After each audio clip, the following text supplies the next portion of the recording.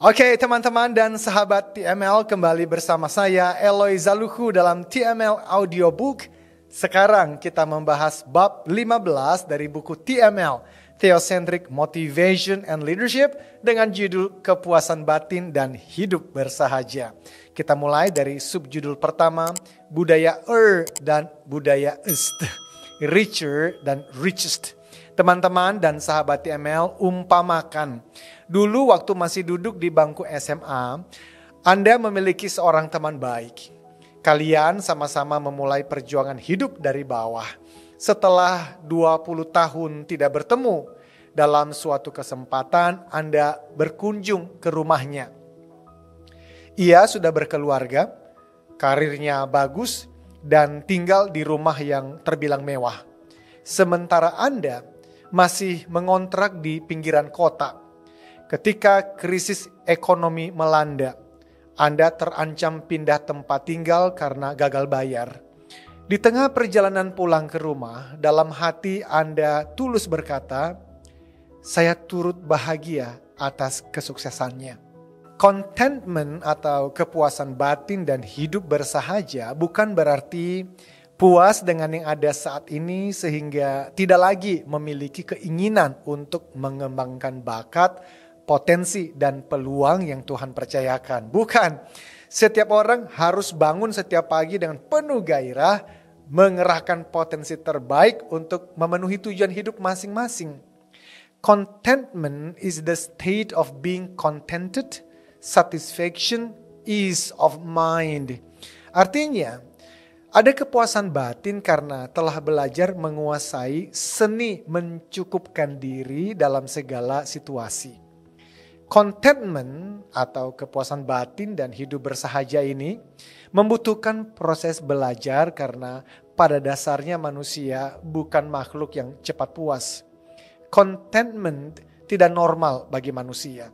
Contentment merupakan tanda kedewasaan yang diperoleh dari ketekunan berlatih selama bertahun-tahun. Contentment adalah salah satu sisi terpenting dalam latihan spiritual karena tanpanya kepuasan batin tidak mungkin dimiliki. Sekarang kita lihat teman-teman budaya dan budaya est yang saya maksudkan tadi.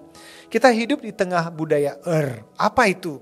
Richer, smarter, faster, cuter, sexier. Di atasnya lagi ada budaya est atau st, richest, smartest, fastest, cutest, sexiest. Sejak kecil kita diajarkan prinsip the more, the better, the happier. Semakin banyak, semakin baik, semakin bahagia. Masalahnya prinsip tersebut justru menjadi penyebab ketidakpuasan dalam hidup karena akan selalu ada orang yang lebih dari kita. Tidak ada kemenangan atau kepuasan batin dalam budaya dan est. Masih ingat pembahasan kita di audiobook bab 10 tentang tujuan hidup? Pertimbangkan kalimat berikut. Bagaimana jika Anda melewatkan tujuan Tuhan bagi hidup Anda karena Anda berusaha mengikuti budaya dan est yang bahkan bukan sebuah realita melainkan sebuah ilusi berisi janji palsu yang janjinya tidak pernah ditepati. Perlombaan di tengah budaya dan est hanya melucuti ketenangan dan kepuasan batin. Sekarang kita lihat istilah tolerance effect. Apa itu? Well, teman-teman, jika ada seseorang yang kecanduan narkoba, Anda akan menemukan bahwa zat itu memberi perasaan ngefly, melambung tinggi dengan perasaan asik. Seiring berjalannya waktu, tubuh orang yang kecanduan narkoba tadi mulai menoleransi perasaan ngefly itu. Tubuh menjadi terbiasa dan membutuhkan lebih banyak zat itu untuk menjaga efek yang sama. Demikian halnya dengan budaya dan est dalam bentuk apa saja. Uang, materi, kekuasaan, atau ketenaran. Misalnya, saat pertama kali mendapatkan banyak uang, Anda bisa membeli barang mewah dan melakukan berbagai hal yang sebelumnya tidak mampu Anda lakukan. Pada awalnya, berbagai barang dan kegiatan tersebut merupakan kemewahan bagi Anda. Betapa bahagianya dan bersyukurnya Anda waktu itu. Sebelumnya bertahun-tahun Anda hidup tanpa kemewahan seperti yang ada sekarang. Dulu tidur dengan ruangan tanpa AC, mandi tanpa air hangat, dan kemana-mana bermodalkan kendaraan umum. Dulu hidup dengan kondisi seperti itu Anda lalui tanpa banyak mengeluh. Sekarang, setelah menikmati kemewahan baru, tidak membutuhkan waktu bertahun-tahun, cukup beberapa bulan saja. Anda sudah mulai merasa sulit untuk hidup tanpa kemewahan yang sama. Untuk mempertahankannya, Anda memutar otak, berjuang sampai rela banting tulang.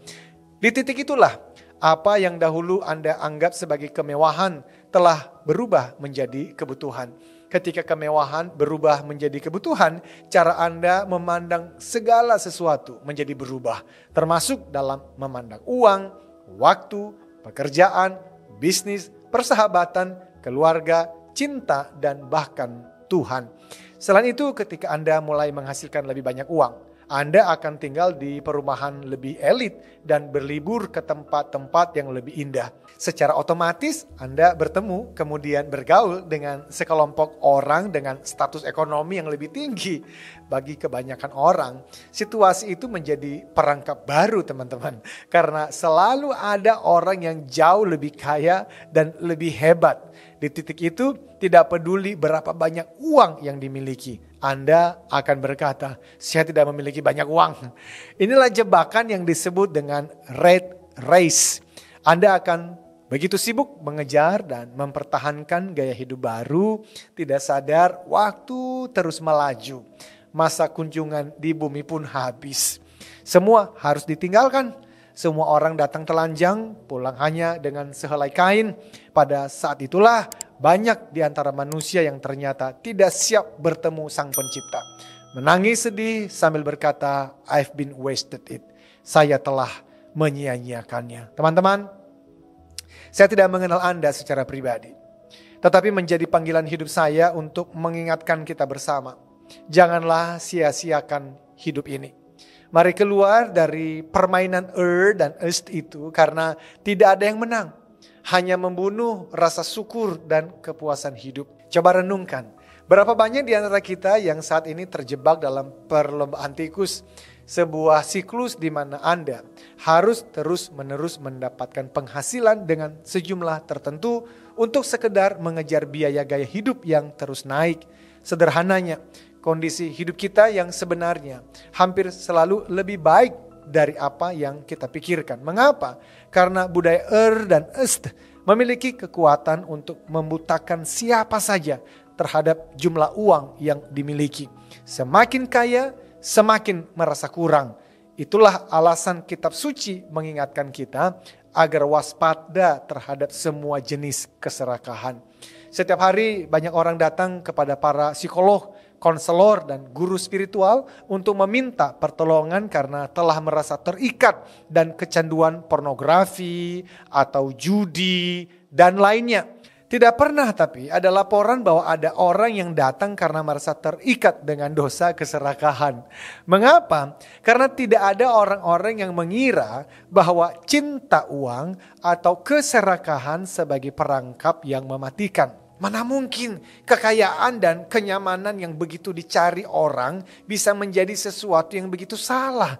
Tidak mungkin kan? Demikian pandangan sebagian besar manusia di tengah budaya hedonisme, konsumerisme, dan materialisme ini.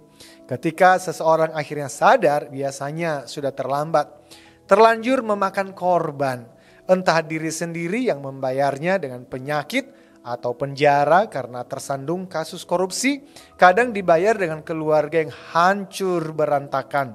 Anak-anak kehilangan figur orang tua atau bahkan kehilangan iman beserta dengan dunia yang akan datang. Teman-teman, sekali lagi ya, Theocentric Motivation and Leadership atau TML tidak anti kekayaan. Dalam kitab suci tercatat kok sejumlah orang yang Tuhan berkati dengan kekayaan berlimpah. Karena itu tidak salah, saya pun senang jika menjadi orang yang kaya raya. Tulisan ini hanya mau menyadarkan kita perihal sisi lain dari perlombaan mengejar kekayaan, ketenaran, kenyamanan di tengah budaya dan Est. Sebagai penutup dari bab ini, kita akan melihat solusi untuk lepas dari jebakan budaya dan Est. Dan karena itu, kita lanjutkan di subjudul berikutnya. Until then, ukir jejakmu.